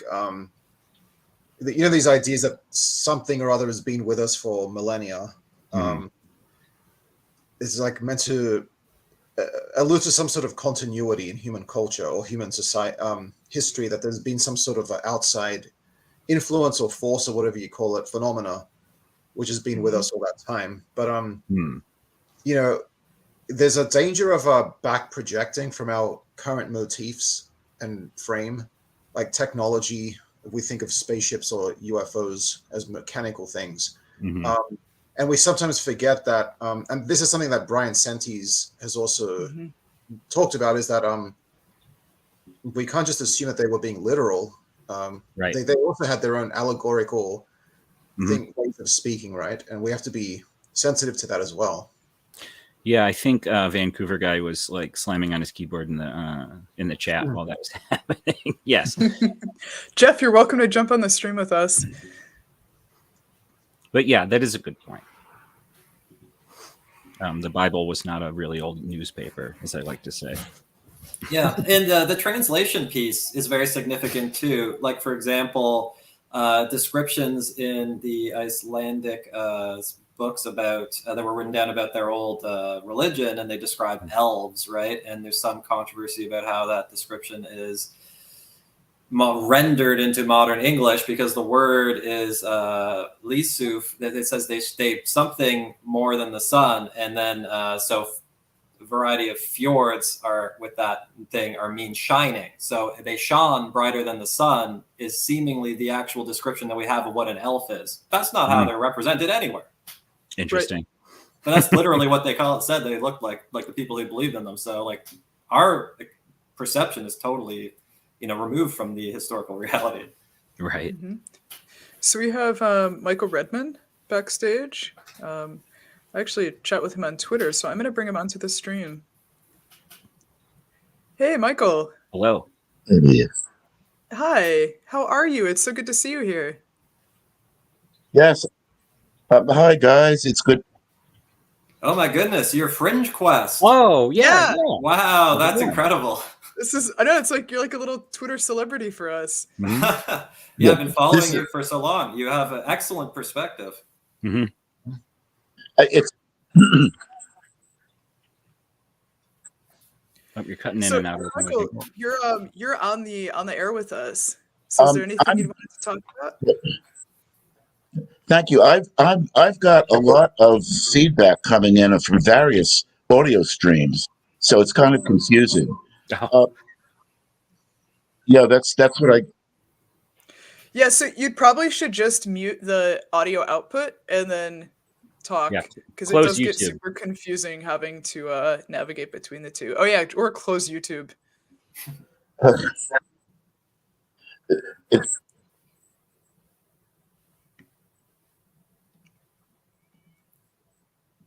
Having to yep.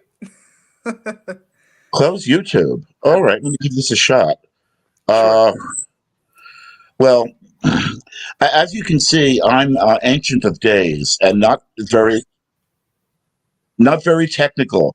I don't know about closing YouTube. Yeah, I don't.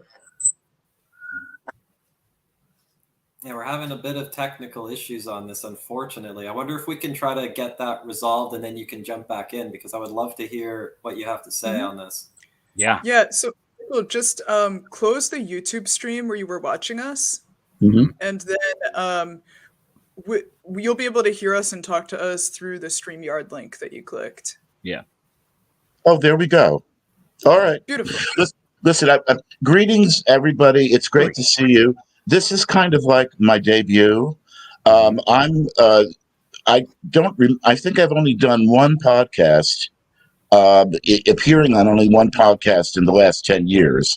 Podcasts are something I tend to avoid, but I know everybody here, at least by reputation or Twitter, and I knew this would be worth dropping in to say hello. Thanks. You have lots of fans in the audience. We have Steve Long. We have Dodo saying, "What's up, King?" That's you, Michael. You have a whole bunch of acolytes here in the chat. I don't have I've been listening with interest. I was able only to get into the stream maybe 10, 15 minutes ago. I was busy. But I see that we're discussing angels, which is, I am well acquainted with a Lutheran minister by the name of Ray Boucher. I don't know if that is a name that's familiar to any of you.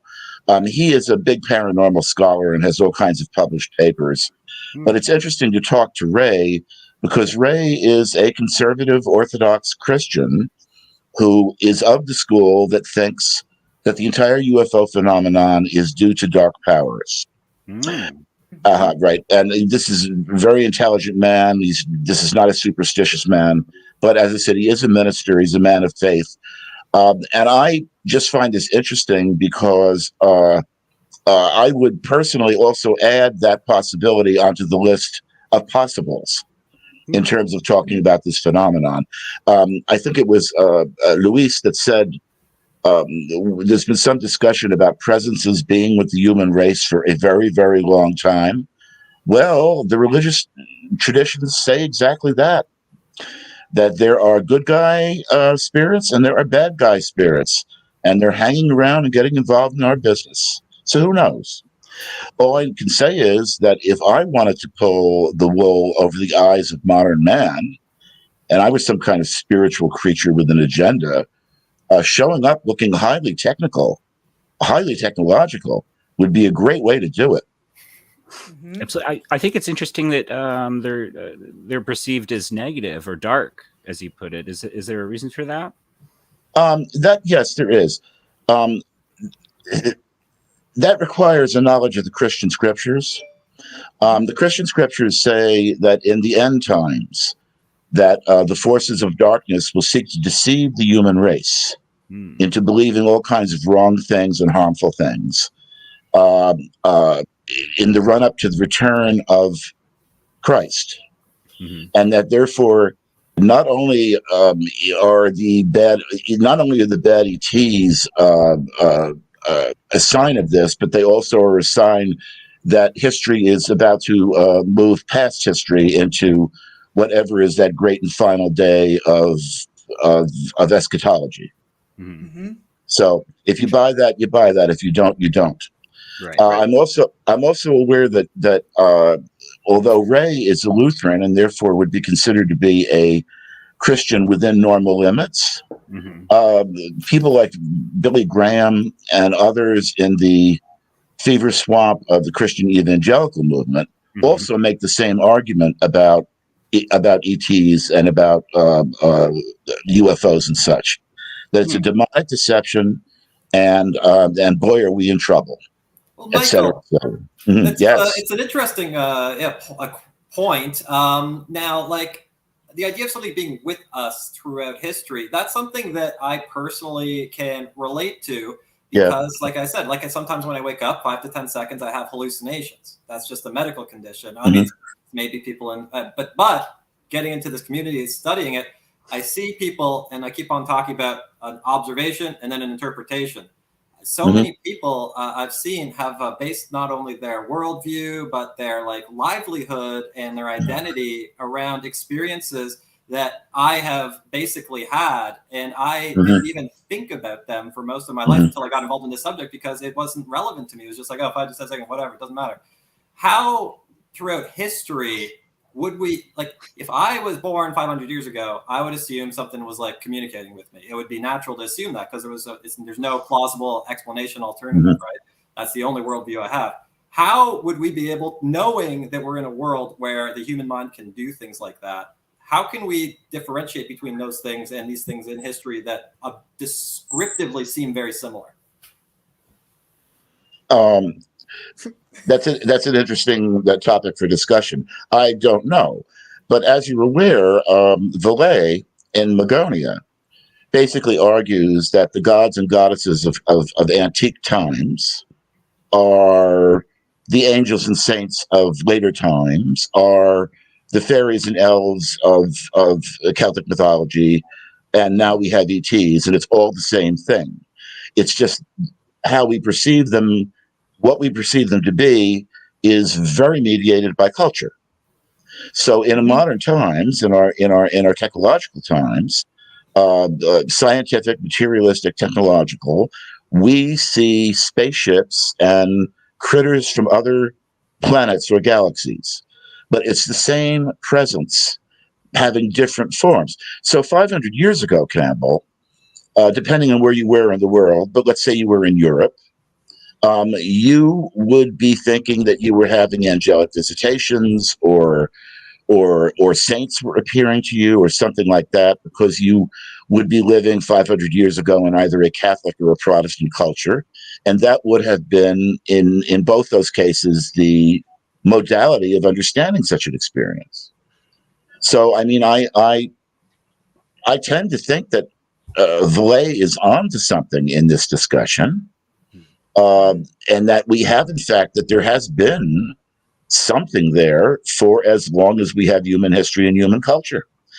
And it's going to be, what that something is one of the reasons we're all sitting around talking. We're going to try to figure it out, aren't we? And isn't it fun? Yes. Yes, it's a pit with no bottom. Maybe. Well, Michael, maybe before we move on, would you be able to just quickly relate to us, how did you get interested in this subject initially? Well, that's a big question, because when you say this subject, it would actually be a matter of a plural situation. I've always had odd experiences, going back to childhood. Friends of mine who say they're psychic say that I am psychic. I don't know what that means, so I make no such claim. It's just sometimes I know stuff. Sometimes I imagine stuff, and it all happens to work out by synchronicity to be somehow real. So there was that. Then, as I posted before, out of the clear blue sky, I would consider myself fairly conventional in lifestyle and life story, except that one fine day in 1979, my wife and I are driving back from an event that we had attended, and we saw not one UFO, but two UFOs. It was a very dramatic experience. It was a sighting. It was not an abduction. It was not there was no ETs involved. It was these astonishing triangular things in the sky. And it was 1979. I didn't know what to do about this. Was this your first time seeing something like this? Yes, something like that. Yes. Yeah, absolutely. Absolutely. And I'd have to say that Loretta and I have both grown up within 25 miles of Manhattan. There are three major airports. We have seen all manner of flying craft in all seasons of the year, all weather conditions, at all times of day. And believe me, I have not seen anything like that before or since. And it was sufficient enough that I could stop the car and get out and watch it go. Actually, two of them, because it was one after the other. And got back in the car. And with my good journalistic training, I said to my wife, I said, we're not talking about this now. So we drove home in silence. When I got home in silence, I said, here's what we're going to do. I'm going in this room, you're going in that room, and we're going to write down what we saw. Smart. So I did this in order to avoid any sort of cross-contamination. Mm-hmm. Right. So I did my thing. She did her thing. Then we got together and compared notes. And whatever it was, we saw the same thing. And I was such a Boy Scout. I actually called the police. Good. I called the local police. Yes. Incredible. Great. I called the local police and I explained to the officer, is anybody talking about strange lights in the sky? And I could tell that he was mildly amused, but very professional and courteous. And he said, no, they have been receiving no reports. I said, okay, thank you. The next day, I talked to the aviation beat reporter at the major New Jersey newspaper and said, I want to speak to somebody at Newark Airport. Can you do that? He said, yes. So I did speak to a gentleman at the Newark Airport, and after he was reassured that there would be no publicity, this was a strictly private inquiry, Mm-hmm. he checked what there was to check, and there was nothing to account for what we saw in the data present at what is now Newark Liberty International. But in those days, it was simply Newark Airport. So then I said to myself, next stop would be McGuire Air Force Base, which is about 60 miles southwest of us. But I was not so naive as to think that I could call up the Air Force and they would proceed to answer these questions. Right. So I let it go. The aviation beat reporter, Tim O'Brien, heaven rest his soul, great guy. He was the one who turned me on to the existence of MUFON. Now, this is pre-digital. This is pre-everything. I had to find a meeting. I went to the meeting and never went back. All right. UFO people, right? I said, no, I don't think we're going to be doing this at all. So that's a bit of the story. But I've had various things happen. And at the same time, I have remained I think, a pretty committed rationalist, a pretty committed critical thinker, evidence-based person. And I've never, as I said, gotten on to any bandwagon with this subject. But it has been fascinating to meet people, to read, to study, to watch over the years, everything that happened. But I really only got into this heavily after the famous Chicago O'Hare Airport sighting that was reported on CNN in 2006, when I said, all right, that's all. I need to know more. And so I've been very plugged in ever since 2006. That's the story. Yeah. Clarifying question about your sighting. Were they triangles or were they V-shaped? They were triangles. Okay. Just they were perfect equilateral triangles with lights at the apices, at the points. Their starshine could not be seen through the bodies. Okay. So Meaning that describing the Stormville Martians then. Yeah. And they were the size of my fist at the length of my arm. They were large. So they were either close or enormous. Because obviously, it's visual conditions for this sighting were very good. And that's all. So that's it. I saw that, and that's all I've ever seen in terms of ETs and such. When was that? You might have mentioned. In 1979 in northern New Jersey. Okay. So well before the Belgian wave. Yeah. I've seen the so-called Belgian pictures, and that isn't what I saw. Right. Okay. Right. The Belgian wave pictures, whatever they were, whether they're true or false, and I know about the controversy, that was not what I saw. What I saw was far more geometrical, meaning that it looked like hard lines, and there were nice, bright, as I said, points at the apices, but they weren't colored. They were whitish, bluish in color. It wasn't that rainbow lights that the Belgian things apparently had. Right.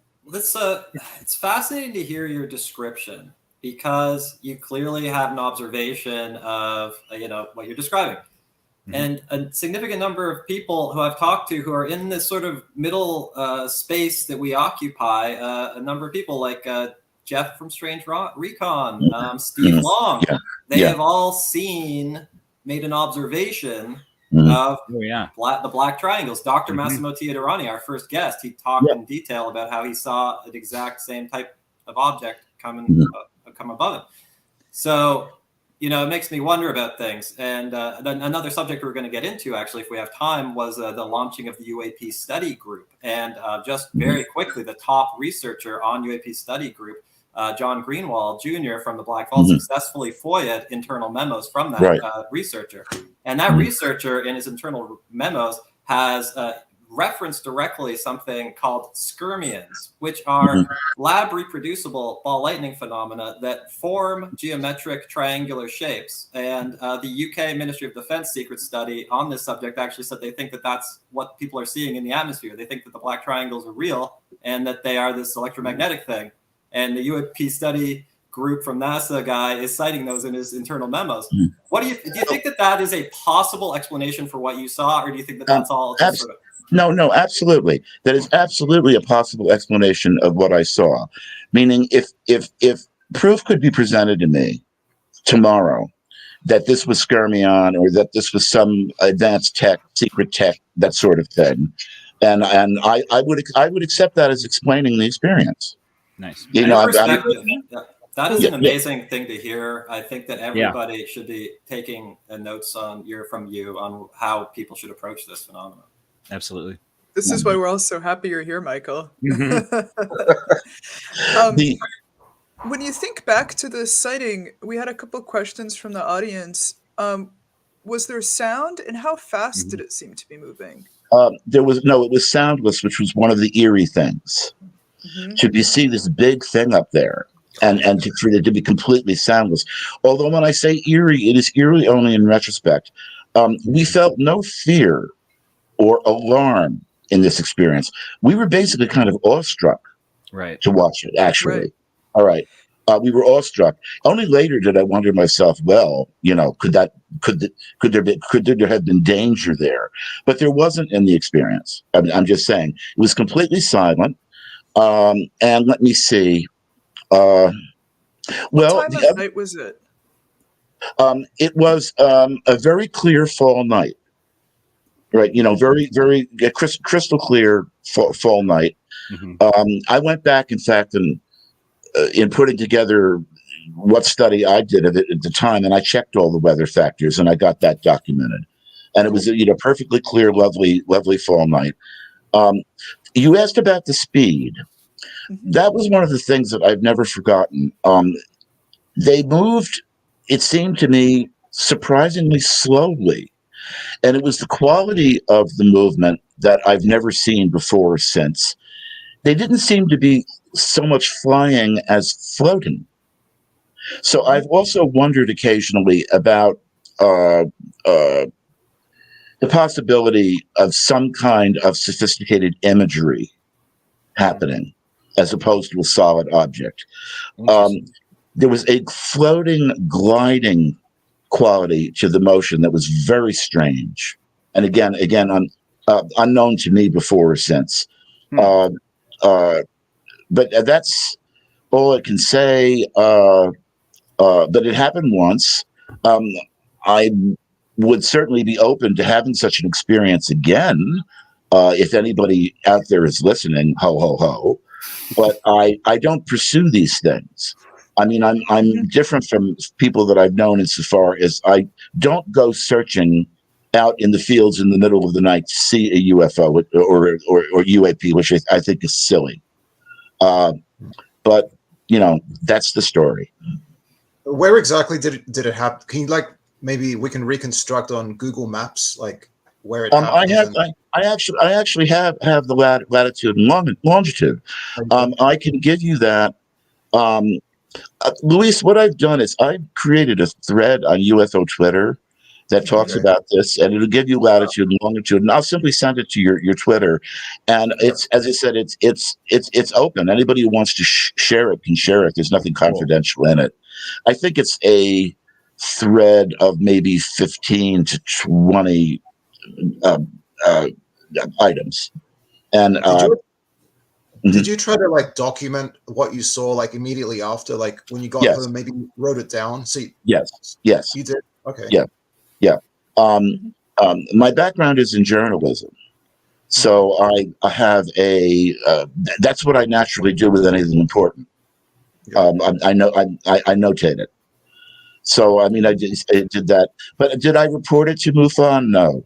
Beyond calling the cops, I did not pursue any follow up from any basis of this. There also were no reports of this was a densely congested, populated area of northern New Jersey. I said within 25 miles of New York. If there, in theory, what was up there should have been visible to thousands and thousands of people.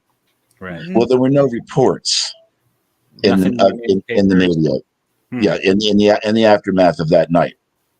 Was it a very late time of night, or was it like 8 o'clock or something? No, like it was about 11 o'clock. Oh, okay. So it's not even like it was at some crazy time. No, it was late, no, but no. not, Yeah.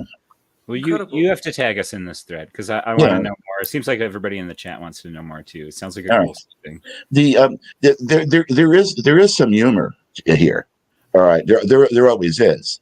It's a long story, but I happen to have known the poet Allen Ginsberg well, and Loretta and my wife and I, my wife and I had actually been to a poetry reading that Allen gave. Excuse me. In Morris County, New Jersey, and we were coming back from the poetry reading. So I dropped him a note later that told him that the poetry reading had so cracked my brain that I had this visionary, ecstatic experience in the aftermath, and he laughed. Oh my God, he must have loved that. Yeah, Incredible. he loved it. He did. He loved it. Very cool. But if you want to talk about odd, I've sometimes wondered if there could not have been something going on, because Alan at that time was doing chants to the poetry of William Blake. And a lot of that, exactly right. A lot of that program that night was him with a harmonium, chanting the poems of William Blake. And if you're going to see angels dancing in the skies, Blake is perfect for that. This is like you're perfectly teed up for a psychedelic experience without psychedelics. Exactly. Exactly. Psychedelic experience without psychedelics. But that's the only. I've often wondered, just out of curiosity, if there was any precipitating anything that came away from the experience of spending the better part of an hour or whatever getting into chanting and William Blake. Who knows? As someone who pretty regularly does things like chanting for a bunch of hours and reading things like William Blake, highly recommended experience, but I'd love for it to induce a UFO experience for me, but it hasn't yet happened, unfortunately. No, okay. When the stories were coming out about the Hudson Valley sightings, did you either at the time or later make any connection to your own sighting? Not in particular. I mean, I followed that flap with great interest. And the only reason being, the only thing that it had in common with me, it seemed to me, was the fact that it was basically the same geographical area. The Hudson Valley, from where we were living there, would have been an hour's drive or less from us. It was close. Yeah. Right. An hour's drive in New York in New York driving time, which means what was it, 30 miles, something like that. Yeah. Let me make a note here, and we've got Campbell. I'm writing down our attendees, because if they want to see and Nick Coffin. Okay, great. All right, listen, that's enough of me. I've had my spot in the sun. Thanks so much for coming on. Let us move on. To talk to you. So great to have you here. Have a nice night. Thank you. Thanks. He's back. There we go. Yes, I was a little too quick on the trigger. Yeah, for anyone tuning in, Fringe Quest is a pro follow on Twitter. Absolutely. I've had Really a couple cool to direct message see him. exchanges. Really cool. Like, I was delighted that he jumped on this evening. Yeah, that was awesome. Definitely worth checking out. So look, we are almost at the top of the hour. Flew by. It absolutely did, and this was a lot of fun, right? I wasn't sure how this kind of open line style show would go, but seems like it went well. It's went well. It's really cool to talk to people that are tuning in. I'd love to be able to do it again in the future.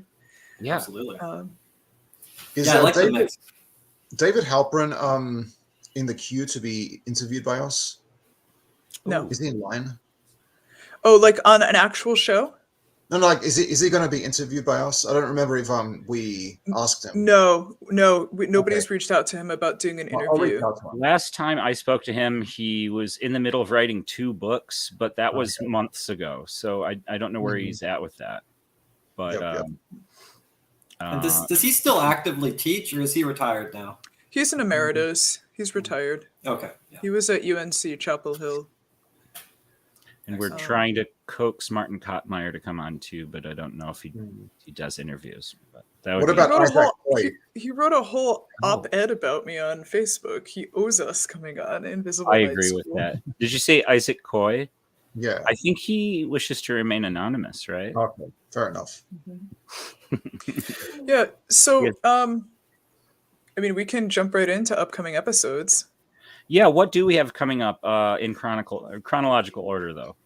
Yeah, like so next week, I was gonna say next week on the 11th, prompted by a not by a YouTube comment, we'll be digging into vehicular interference cases. Oh, perfect. Good. Yes. Luis and Nick will be carrying that show.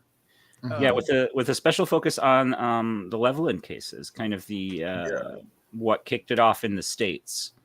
Sort of. There was 1 or 2 earlier VI cases in America, and there was a French wave just before this, but this is 1957 classic UFO stuff, like some of my favorite. Yeah, and it's been a while since we've done a deep dive on a case, right? And I think keeping one of those periodically in rotation is cool. Yep, so that's coming up on the 11th. On the 18th, we have Sarah Scholes. We caught her on Erica's show in discussion with Erica and Jack. She is the author of They Are Already Here and Making Contact. So she'll be joining us on the 18th. Super excited to have her on. Now, we also have a couple not totally confirmed guests coming up. I have Soft Yes from Nick West to join us for a couple hours sometime in February. Marco Visconti, who is a contemporary occultist and esoteric writer. He was also like basically played for a ton of industrial bands that I really like. So when I found that out, I was like, hell yeah, come on, INS. We'll also be bringing on Steve Young, who joined us briefly tonight. He's coming up sometime in February. And then we'll also have Jeff from Strange Recon on deck. So we have a number of really great people coming up. And I'm sure between now and the end of that guest list, we'll also have opportunities to do some more of these conversational style shows with the audience. Kurt Collins gave us a soft yes also, as well as Ryan Sprague. Oh, yeah. We should also try to reach out to Jules Evans. Oh, yeah. Jules Evans is actually on my list. He and I were talking just today. So cool. I talk a lot about his work kind of in my other psychedelic universe. So I'm sure he'd be open for a conversation. Kurt Collins, obviously, super brilliant researcher and ufologist. Writer of 2 great blogs, too. 2 great blogs. Blue Blurry Lines is one. And what's the other, Nick? Do you know offhand? Saucers That Time Forgot. That's right. Yep. And his big case is the Cash Landrum incident, which is also one of the cases I'm super into. So really excited to have him jump on. Yeah. Absolutely. So yeah, I mean, that's really where we'll sit for right now. Super excited to have everyone back after a couple weeks break. Do you guys have anything in the works you want to plug before we all go to bed? I'm still doing a deep dive on VI in Loveland right now. I never know when to stop, so I'm just gonna keep doing that right up until next week's show, I think.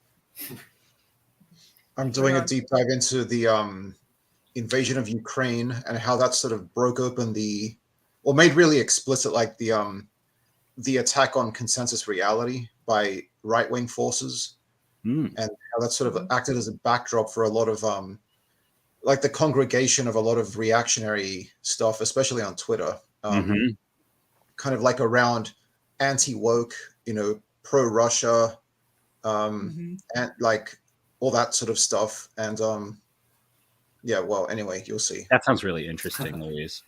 Yeah. And I've just been editing down my website continuously and adding new information from a monstrous document I have at this point that I put all of my notes into, and been going over that and trying to input them into the spots where they're relevant in the existing work. I would love to suggest, and we've all talked about this, so it's not even a suggestion to you guys, but I think that the Twitter Spaces format is really fun, and this show has especially reinforced to me that I would love to get back into the habit of doing that, like we were doing at the start back in, I guess it was September. Especially with Jeff too from Strange Rock Recon. He's been doing a couple of really great spaces this week. Yeah, I think we could do some good solid crossovers. And Michael, your recommendation of Billy Cox from Life in Jonestown, that would be a great guest as well. I get that Substack. Awesome recommendation. Leah, what are you working on or trying to plug? Yeah, so right now, I finally have something public facing for We Own the Night, the legacy of Art Bell and Coast to Coast AM. It's weownthenight.gitbook, gitbook.io. I'm building in public, so you guys will see me start adding annotations, commentaries, writing pieces. I'm also starting to interview and speak with guests, producers, and friends of the late, great Art Bell. So I'm working on that. I am also running another session of Psychedelic Book Club. So starting in early February, we will be reading The Varieties of Spiritual Experience by Dr. David Yaden, who's on faculty at Johns Hopkins University studying psychedelics and neuroscience. And then finally, I'm also running a second book club called the Exo Explorers Group, and we're starting with Ken Wilber's A Brief History of Everything. So if anyone's interested in joining any of those, find me on Twitter. I'm at Leah Prime. I have open DMs, and I'll get you included in those groups. So, and I'll be on Strange Recon tomorrow at 10 a.m. Yes, and make sure to catch Campbell on Jeff's show, Strange Recon, at 10 a.m. Eastern. You can find it on YouTube, and I'll also add a link in the show's description. Thanks. All right, well, gentlemen, without any further delay, thank you so much for another wonderful episode of Invisible Night School. Thank you so much to the audience for joining us, and I will see you next Wednesday. Good night, everyone. Great way to bring in the new year. See ya. Cheers.